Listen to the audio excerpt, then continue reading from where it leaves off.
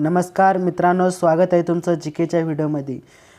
मित्रांनो, आजच्या व्हिडिओमध्ये आपण 30 ते 40 असे जीकेचे जे प्रश्न आहेत ते आपण अभ्यासायचा प्रयत्न करणार आहोत।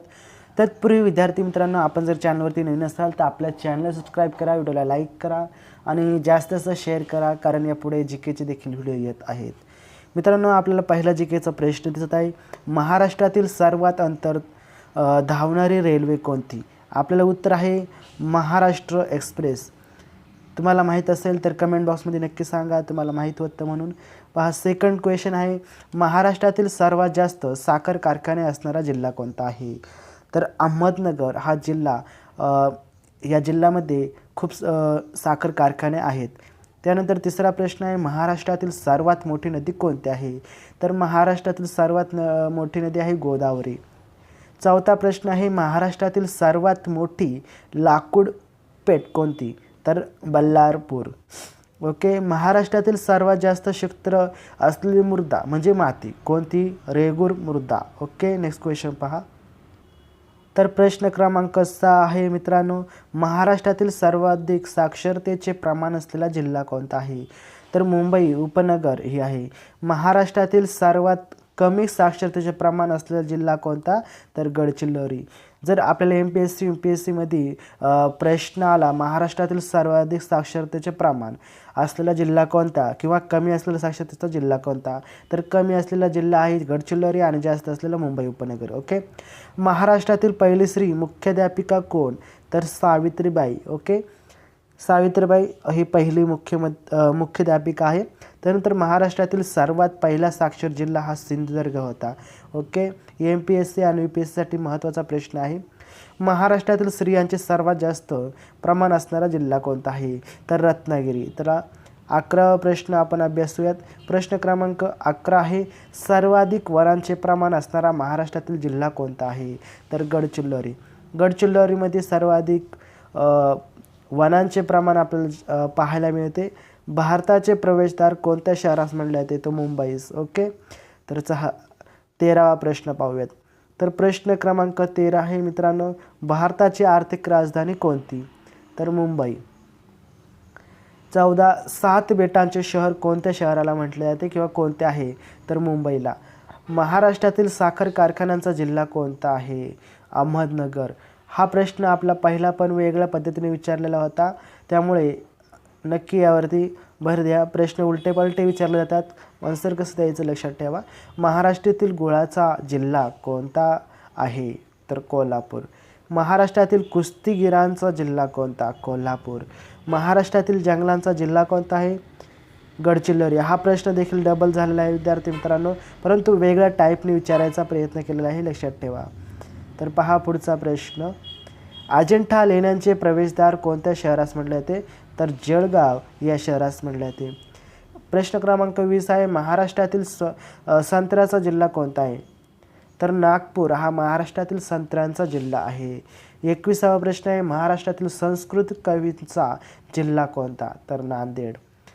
प्रश्न क्रमांक 22 आहे, मुंबईचा परसबाग कोणत्या शहरास म्हणतात? तर नाशिक जिल्ह्यास। बरोबर, नाशिक या शहरास। प्रश्न क्रमांक 23 आहे, आपल्या देशाचे नाव काय? हा अतिशय सोपा प्रश्न आहे, भारत। भारताची राजधानी कोणती? दिल्ली। भारताचे राष्ट्रध्वजाचे नाव काय? तिरंगा।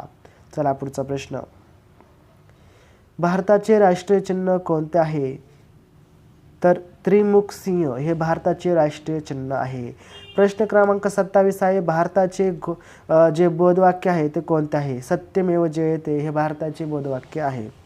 प्रश्न क्रमांक 28 आहे, भारताचे राष्ट्रगीत कोणते? तर जनगण मन हे भारताचे राष्ट्रगीत आहे। प्रश्न क्रमांक 29 आहे, भारताचे राष्ट्रफूल कोणते? तर भारताचे राष्ट्रीय फूल हे कमळ आहे। विद्यार्थी मित्रांनो, लक्ष देण्याचा प्रयत्न करा, एमपीएससी यूपीएससी यासाठी आवर्जून हे प्रश्न विचारले जातात। तर पहा, प्रश्न क्रमांक 3 आहे, भारताचा राष्ट्रीय पक्षी कोणता? तर मोर हा भारताचा राष्ट्रीय पक्षी आहे। प्रश्न क्रमांक 31 आहे, भारताचा राष्ट्रीय प्राणी कोणता? तर वाघ। भारताचा राष्ट्रगीत कोणते? भारताचे राष्ट्रगीत आहे वंदे मातरम। भारताची राष्ट्रभाषा कोणती आहे? हिंदी। भारताची राष्ट्रलिपी कोणती? देवनागरी लिपी.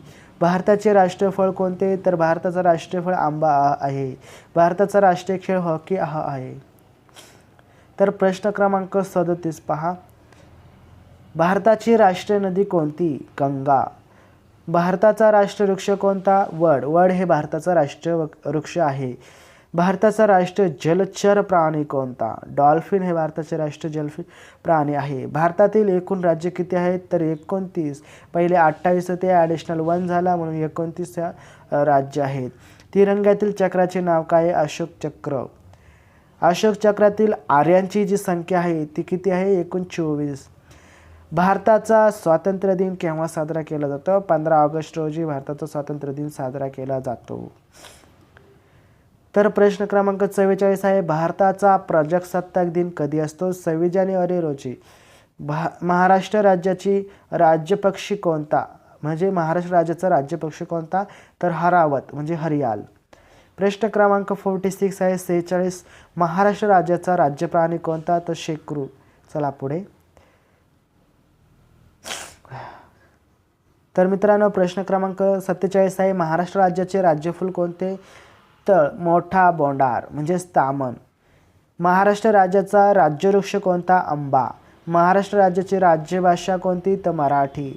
महाराष्ट्र राज्याची राजधानी कोणती? तर मुंबई. महाराष्ट्र राज्याची उपराजधानी कोणती? नागपूर. महाराष्ट्रात एकूण किती जिल्हे आहेत? तर 36 जिल्हे आहेत महाराष्ट्रात एकूण. वर्षातील एकूण दिवस किती असतात? आपल्याला ऑब्वियसली माहीत असणार 365. Okay, next question.